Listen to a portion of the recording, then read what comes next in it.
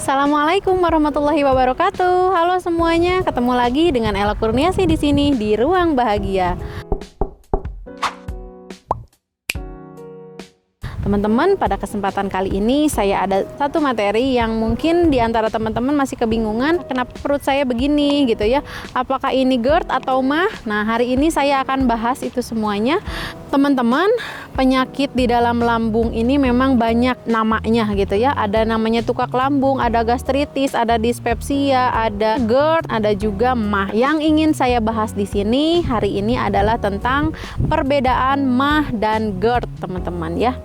Nah, meskipun sama-sama masalah lambung, GERD memiliki penyebab dan gejala yang berbeda dengan MAH tadi gitu ya. Nah, saya jelaskan dulu yang terkait MAH-nya. Kalau MAH itu sendiri adalah penyebabnya dari iritasi di dinding lambung ya. Nah, terus kemudian yang kedua adalah kebiasaan dari teman-teman yang suka makan banyak dan cepat. Yang selanjutnya adalah kebiasaan makan berlemak dan pedas, teman-teman. Nah, itu bisa menyebabkan MAH ya, teman-teman. Itu adalah penyebab dari MAH sendiri.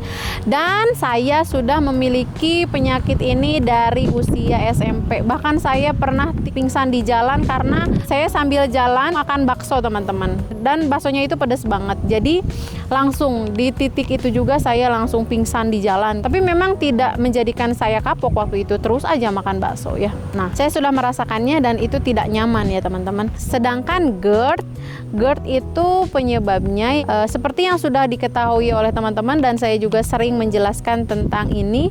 GERD itu adalah naiknya asam lambung ke area sekitar dada ya, ke kerongkongan, terus kemudian ke area dada, ke tenggorokan hingga ke mulut ya. Makanya tidak jarang ada yang merasakan sensasi panas di dada, terus kemudian mengganjal di tenggorokan, mulut pahit gitu ya.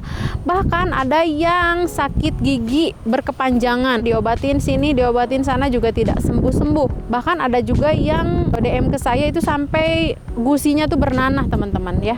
Nah, itu disebabkan oleh asam lambung yang naik gitu loh, teman-teman ya. Terus kemudian yang selanjutnya adalah tekanan pada perut, itu penyebab juga. Terus kemudian yang selanjutnya adalah hernia hiatal, teman-teman ya. Untuk gejalanya, kalau MAH itu sendiri, yang pertama adalah nyeri di bagian ulu hati sini, teman-teman. Jadi teman-teman merasakan kalau baju istilahnya kayak diperet gitu loh, teman-teman ya. Sakit banget. Perutnya kembung ya, kalau dipukul itu dung dung dung gitu ya. Kembungnya itu di bagian atas, teman-teman ya. Nah, terus kemudian perutnya terasa penuh dan teman-teman merasakan tidak nyaman setelah makan gitu. Jadi bukannya enak setelah makan, tapi teman-teman malah merasakan ketidaknyamanan di dalam perut, berasa penuh, berasa begah. Gejala yang selanjutnya yaitu mual ya, bahkan tidak jarang sampai teman-teman juga muntah. Kemudian gejala dari GERD itu sendiri ya, yang pertama dadanya terasa panas, kemudian sesak nafas. Nah, bagaimana solusinya agar kita keluar dari penyakit ini? Kadang kita teh udah berobat tapi masih aja merasakan sakit. Untuk cara mengatasinya, yang pertama adalah konsultasikan ke dokter, teman-teman, agar teman-teman bisa tahu ini tuh saya karena apa gitu ya. Sakitnya saya tuh karena apa? Karena MAH kah? Karena dispepsia kah? Karena GERD kah? Atau semuanya gitu ya. Teman-teman harus konsultasikan dulu ke dokter agar teman-teman bisa tahu penyebabnya karena apa gitu ya. Setelah itu dikasih obat kan sama dokter, nah minumlah obat itu. Jangan nggak mau, teman-teman ya. Tapi kalau saya boleh saran, teman-teman mau dibarengin dengan obat herbal, jeda 2 jam ya makannya. Jadi jangan bersamaan obat herbal iya, obat dari dokter juga iya. Nah, itu jangan bersamaan dimakan. Terus kemudian yang selanjutnya adalah menjaga pola makan dengan teratur dan makanan yang sehat. Tentunya setiap hari ya, teman-teman. Jangan hanya sepekan, udahlah nih saya udah sepekan udah menghilangkan seblak, udah menghilangkan bakso, udah menghilangkan makanan yang pedas-pedas misalnya. Seminggu udah jalan gitu. Nah, itu jangan, teman-teman ya.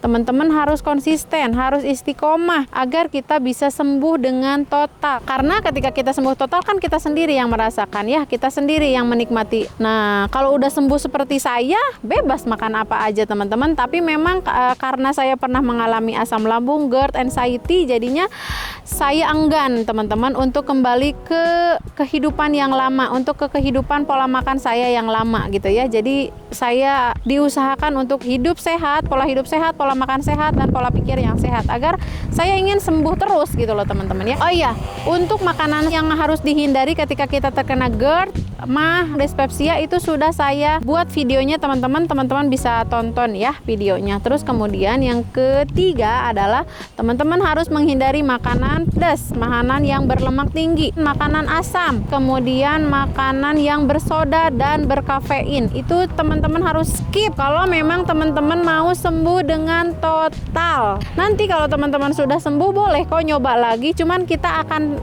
ada takaran gitu ya. Kita akan ada sinyal dari badan kita, dalam pikiran kita juga, oh iya ini tuh membuat saya kumat, bolehlah nyobanya sedikit gitu ya, tidak maruk istilahnya teman-teman ya. Kita sedang diajarkan sama Allah untuk tidak serakah juga teman-teman ya.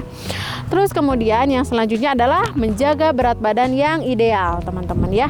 Jadi tidak boleh terlalu gemuk ya gitu teman-teman. Bagi teman-teman yang sekarang gemukan misalnya, lakukan pola hidup sehat, pola makan sehat, insya Allah nanti turun dengan sendirinya ya berat badannya, jadi ideal gitu loh teman-teman. Dan yang terakhir adalah hidup sehat dan tidak merokok. Itu sudah banyak ya bahaya-bahaya dari merokok, bahaya ketika kita tidak pola hidup sehat gitu ya, begadang terus setiap malam, itu banyak banget permasalahan yang akan kita terima gitu ya kalau kita masih menjalankan semua itu teman-teman. Teman-teman, sekian dulu video dari saya, mudah-mudahan bermanfaat dan teman-teman suka dengan video saya. See you. Assalamualaikum warahmatullahi wabarakatuh.